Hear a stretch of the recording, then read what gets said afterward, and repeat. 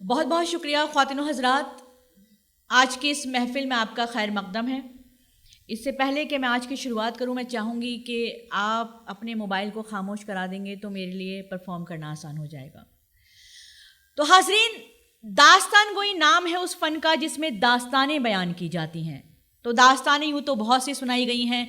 तिलिस्म होशरुबा से दास्तानें सुनाई गई हैं, अमीर हमज़ा से दास्तानें सुनाई गई हैं, हमने दास्तानें महाभारत सुनाई है उर्दू में, दास्तानें राधा कृष्ण सुनाई है उर्दू में, दास्तानें गांधी सुनाई है, और आज हम आपके सामने पेश करने जा रहे हैं दास्तानें राम। इससे पहले कि मैं आज की पेशकश आपके सामने पेश करूं, मैं रंजीत चौहान का, इंडिया इंटरनेशनल सेंटर का, जश्न अदब का बहुत शुक्रिया अदा करना चाहती हूं कि उन्होंने आज ये मौका दिया कि आज हम अपना फ़न आपके सामने लेकर आएँ। तो हाज़रीन, दास्तान गोई की महफिलों में सुनने और सुनाने वालों का बिल्कुल बराबरी का रुतबा है, रोल है। अगर आपको हमारी दास्तान में कोई चीज़ पसंद आती है, आपको लुत्फ़ आता है, तो आप कहेंगे। तो एक ज़माना था, कहा जाता था कि जिसकी ताली पिट गई उसकी इज्जत उतर गई। मुझे लगता है आजकल अगर जिसकी ताली नहीं पिटती उसकी इज्जत उतर जाती है। तो दिल खोल के दाद दीजिए, दिल खोल के वाहवाही कीजिए, क्योंकि जितनी अच्छी आप दाद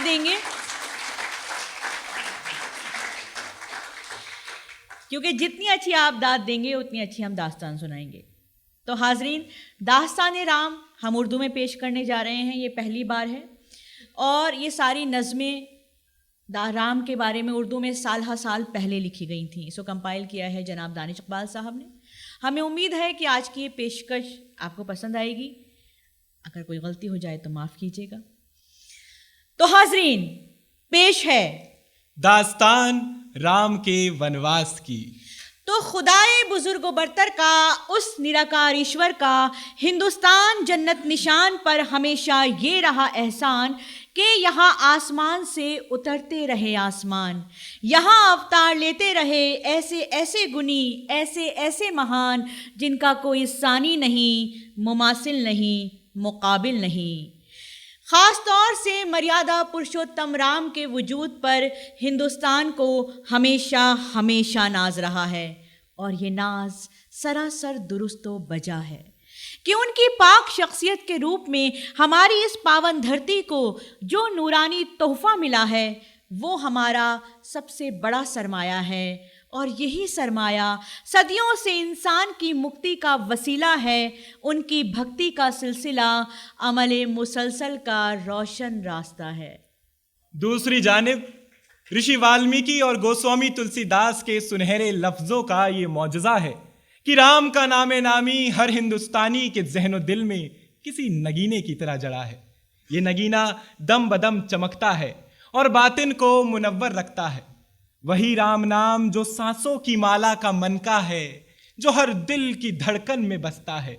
इसीलिए तो ऋषियों मुनियों ने कहा है, ज़बां पर हर नफस रहे राम का नाम। नमो राम नमो राम नमो राम, सदा रोशन चिरागे जां श्री राम से है। फरोगे मशअले ईमान श्री राम से है।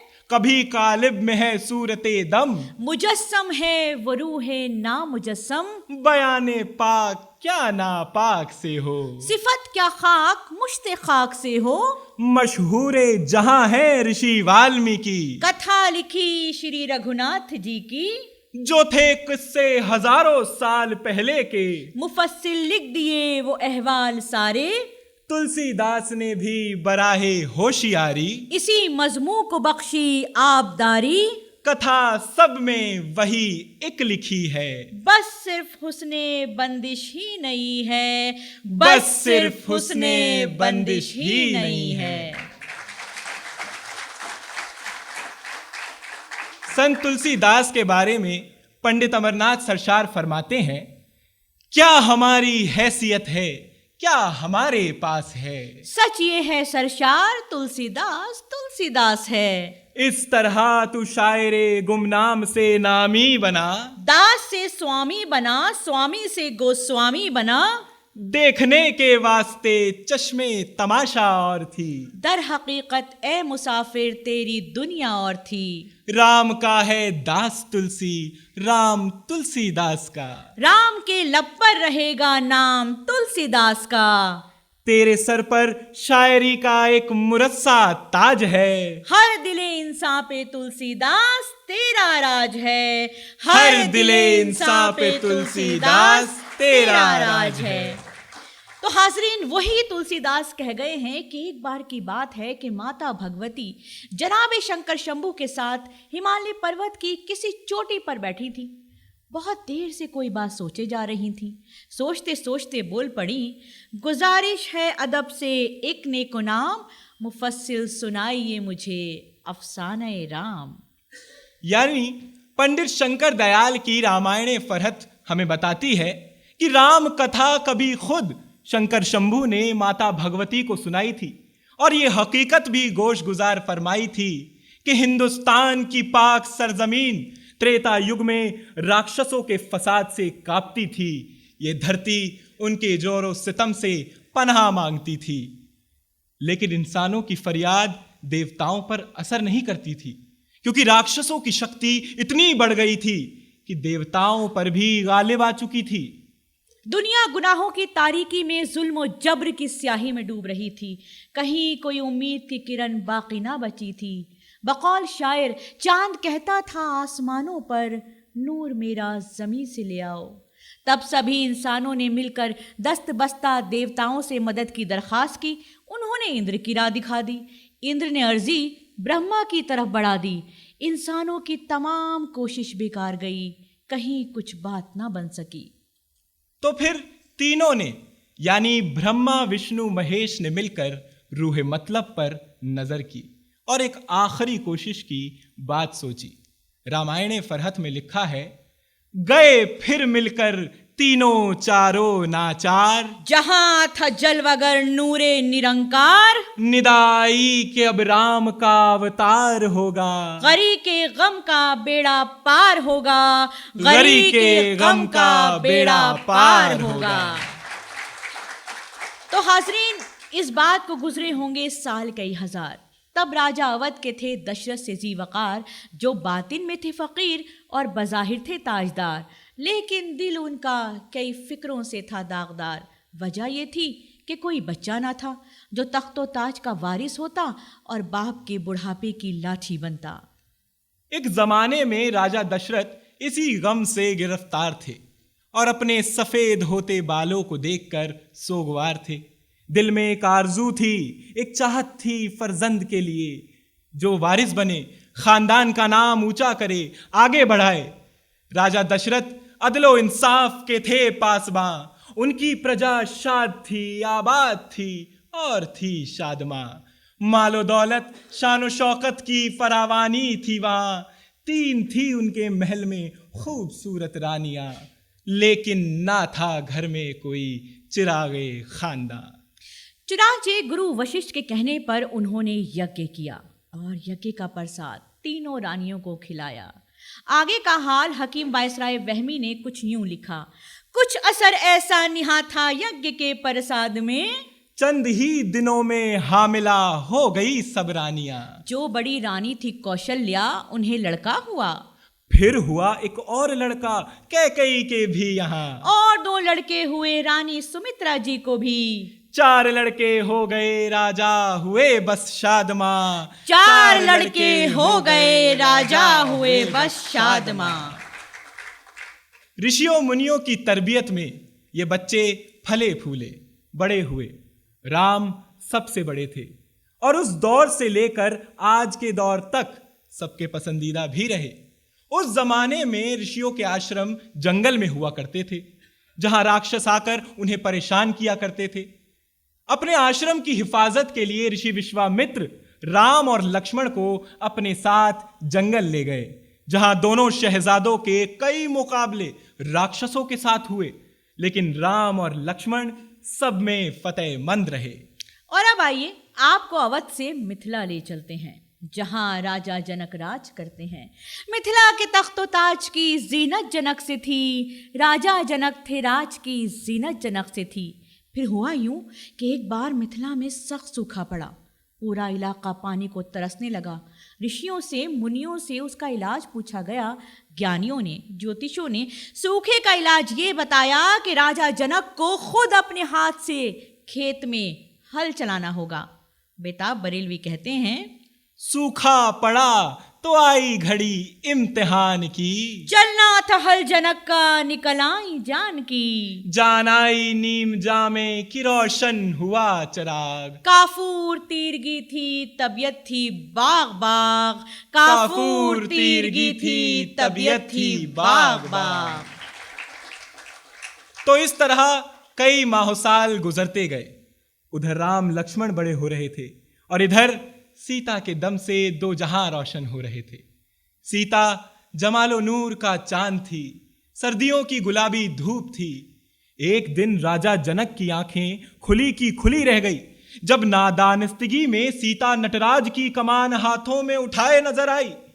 राजा जनक ये देखकर मुस्कुराए और बोले, वैदेही, इस कमान को जो योद्धा झुकाएगा वही तुम्हारे स्वयंवर में जयमाल से वकारो इज्जत पाएगा। चुनांचे इसी बात का ऐलान कर दिया गया और चंद ही दिनों में धूमधाम से वो दिन भी आ गया जब मिथिलेश नंदिनी का स्वयंवर रचा गया। ऋषि विश्वामित्र ने राम और लक्ष्मण को लेकर जनकपुर जाने का फैसला किया जहां सीता का स्वयंवर हो रहा था। वहां हर राज का शहजादा किस्मत आजमाई के लिए मौजूद था। हर राजकुमार ने लाख जोर किया, जान तोड़ मेहनत का इस्तेमाल किया, लेकिन कोई कमान को अपनी जगह से हिला भी न सका। नतीजे में सबको हाथ जोड़कर एक तरफ बैठना पड़ा। बड़े से बड़ा बलि अपना सा मूलिये कमान को तक रहा था, लेकिन शंकर की कमान का बाल भी बाका ना हुआ। ये देखकर राजा जनक बेकल हुए और कहने लगे कि क्या यहां एक भी ऐसा जियाला बहादुर नहीं जो स्वयंवर की शर्त को पूरा कर सके। ये सुनकर लक्ष्मण खामोश न रह सके और कुछ यूं बोल पड़े, मजबूर एहतराम हूं वरना दिखाऊं मैं, फूकों से इस कमान के टुकड़े उड़ाऊं मैं। शंकर की ये कमान है किस शुमार में, शेरों के दांत तोड़ दिए हैं कछार में। लक्ष्मण बिफरे हुए थे मालिकें दौरा के सामने, ठंडा किया लखन को इशारे से राम ने। फिर पहुंचे धनुष को हाथ में तिनका सा थामने, और पलक झपकते ही लचा के कमान को दो टुकड़े कर दिया राम ने। बड़े बड़े सूरमा ही शर्त पूरी करके मुड़े तो सबसे ज्यादा राजा जनक मसरूर थे। सीता ने पेशकश में निगाहें जमाल दी, बढ़कर गले में राम के वरमाला डाल दी। तो इस तरह राम ने शिव धनुष का स्वयंवर मार का सर किया और क्षत्रिय धर्म का जौहर जाहिर किया। रघुवंश की आन को रघुबीर ने कायम रखा और खानदान की खुददारी पर हर्फ न आने दिया।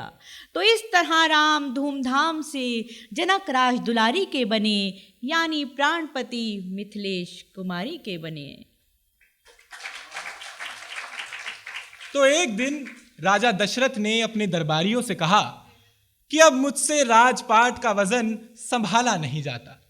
बड़ा बेटा होने के नाते अगर रामचंद्र ये काम संभाल लेता तो सर का भार कम हो जाता, मैं सुकून की सांस ले पाता। पर इसके लिए जरूरी है आप सब की राय होना और फिर राज तिलक का इंतजाम होना। सबने इत्तेफाक़े राय इस तजवीज को पसंद किया और खुशी खुशी राज तिलक का इंतजाम शुरू हो गया। सभी रानियों का दिल भी इस खबर से बाग बाग था, लेकिन कैकई की मुलाजमा मंथरा का इरादा तो कुछ और ही था।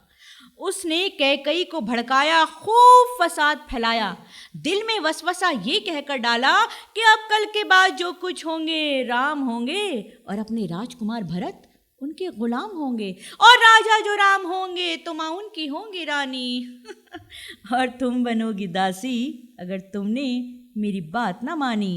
कोने में जाके लेटो सूरत बना के गम की, होती है जैसी बेवा तस्वीर एक अलम की। जाहिर है कि दशरथ मनाने आएंगे और अगर तुमने ठीक से पत्ते खेले तो वरदान दे के जाएंगे। मेहदी नज़मी आगे कहते हैं कि मंथरा की हिदायत पर कैकई को भवन चली गई। जब दशरथ मनाने आए तो कैकई बोली, ए हुजूरे वाला, अपना वचन याद रखता है हर वादा करने वाला। दशरथ बोले, अपना सुखन याद है मुझे, जो तुमको दे चुका हूँ वो वचन याद है मुझे।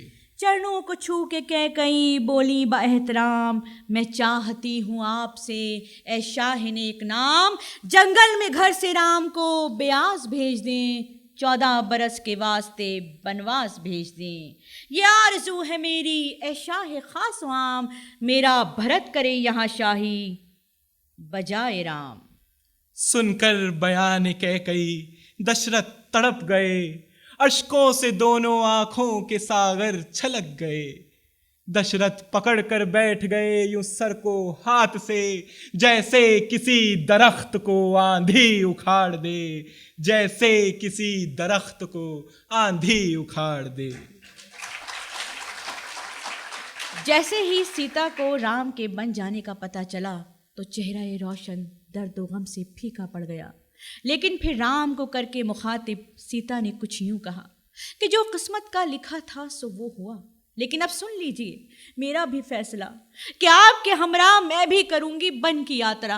आप जहां जाएंगे मैं भी वहीं पे जाऊंगी, वरना घुल घुल कर फिराक दीद में मर जाऊंगी। ये सुनकर लक्ष्मण ने कहा, मैं भी राम के साथ जाऊंगा और एक भाई का फर्ज निभाऊंगा। और यूं तीनों के बन जाने का वक्त आ गया। बाप के लिए ये बहुत ही कठिन लम्हा था। ब्रज नारायण चकबस्त राम की रुखसत के बयान के लिए दुनिया अदब में जाने जाते हैं। वो बताते हैं कि जब रामचंद्र बाप की कदम बोसी के लिए पहुंचे तो राजा दशरथ ये बर्दाश्त ना कर सके और सैलाबे गम से बेहोश हो गए। अब राम क्या करते? मां के पास गए। वहां क्या हुआ ये चकबस्त के अल्फाज में सुनिए। राम के आदर्श किरदार को लफ्जों की चिलमन के पीछे देखिए और माँ बेटे के रिश्ते की तहजीब व नफासत पर ध्यान दीजिए। रुखसत हुआ वो बाप से लेकर खुदा का नाम, राहे वफा की मंजिले अव्वल हुई तमाम, मंजूर था जो माँ की जियारत का इंतजाम, दामन से अश्क पोंछ के दिल से किया कलाम, इजहार बेकसी से सितम होगा और भी, देखा हमें उदास तो गम होगा और भी, दिल को संभालता हुआ आखिर वो नौनिहाल, खामोश माँ के पास गया सूरते ख्याल, देखा तो एक दर पे है बैठी वो खस्ता हाल, सकता सा हो गया है यह शिद्दते मलाल, तन में लहू का नाम नहीं जर्द रंग है, गोया बशर नहीं कोई तस्वीर संग है, क्या जाने किस ख्याल में गुम थी वो बेगुनाह, नूरे नजर पे दीदाए हसरत से की निगाह, जुम्बिश हुई लबों को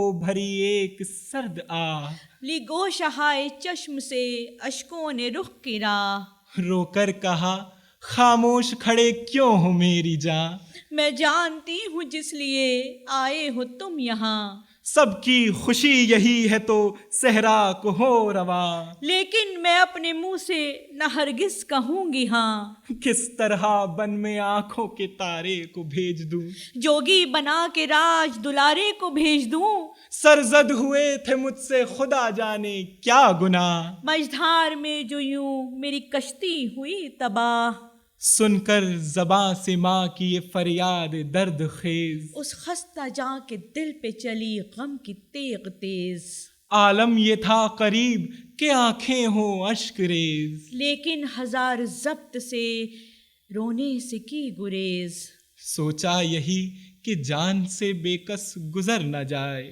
नाशाद हमको देख के माँ और मर न जाए, फिर अर्ज की ये मादरे नाशाद के हुजूर, मायूस क्यों हैं आप, अलम का है क्यों वफूर, शायद खिजा से शक्ल आया हो बहार की, कुछ मसलहत इसी में हो परवरदिगार की, ये जाल ये फरेब ये साजिश ये शोरो शर, होना जो है सब उसके बहाने हैं सर बसर, असबाब जाहिरी में ना उन पर करो नजर, क्या जाने क्या है पर्दाए कुदरत में जलवागर, खास उसकी मसलहत कोई पहचानता नहीं, मंजूर क्या उसे है कोई जानता नहीं, राहत हो या कि रंज खुशी हो कि इंतशार। वाजिब हर एक रंग में है शुक्र कर दिगार। इंसान उसकी राह में साबित कदम रहे, गर्दन वही है अमरे रजा में जो खम रहे।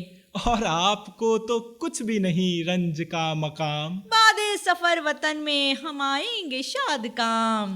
होते हैं बात करने में 14 बरस तमाम। कायम उम्मीद ही से है दुनिया है जिसका नाम। उसका करम शरीक अगर है तो गम नहीं। दामाने दश्त दामने मादर से कम नहीं। दामाने दश्त दामने मादर से कम नहीं।